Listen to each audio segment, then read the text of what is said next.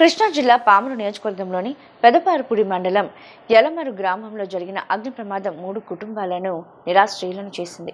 విద్యుత్ short circuit కారణంగా 3 ఇళ్లు పూర్తిగా అగ్నికి ఆహుతయ్యాయి.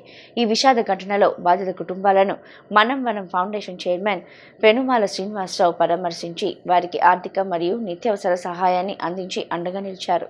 కృష్ణా జిల్లా పామరు నియోజకవర్గంలోని పెద్దపారుపూడి మండలం యలమరు గ్రామంలో ఇటీవల జరిగిన అగ్ని ప్రమాదంలో 3 గృహాలు పూర్తిగా దగ్ధమై 3 కుటుంబాలు నిరాశ్రయులయ్యాయి.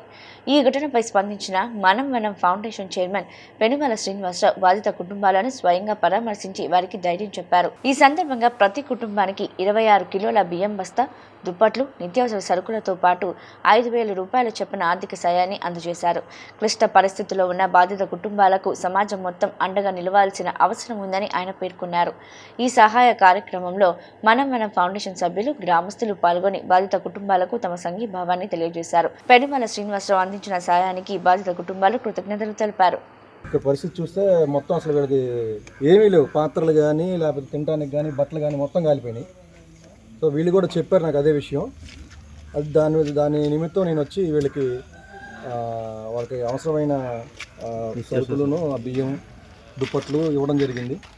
ప్రస్తుతానికి ఒక నగదు రూపంలో ఒక కుటుంబానికి 5,000 చొప్పున ఇవ్వడం జరిగింది. మా ఫౌండేషన్, మాది మనం ఫౌండేషను. మేము పార్టీలకు అతీతంగా చేస్తాం. ఒక్కొక్క పార్టీతో మాకు సంబంధం ఉండదు, మతాలు అట్లా ఏమి ఉండదు. కులాలు, మతాలు అలాంటివి కూడా మేము పట్టించుకోము.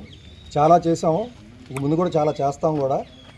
ఎవరికైనా ఆపదలో ఉన్న వాళ్ళకి మాత్రం కంపల్సరీ వాళ్ళకి నీడ్ ఉంటే కంపల్సరీగా చేస్తాం మేము. ఇది యలమర్లో 2వ కార్యక్రమం. క్యాన్సర్ పేషెంట్కి ఇంతకుముందు క్యాన్సర్ పేషెంట్కి వ్యాక్సిన్ కూడా ఇచ్చాము ఇంతకుముందు ఇలాగే.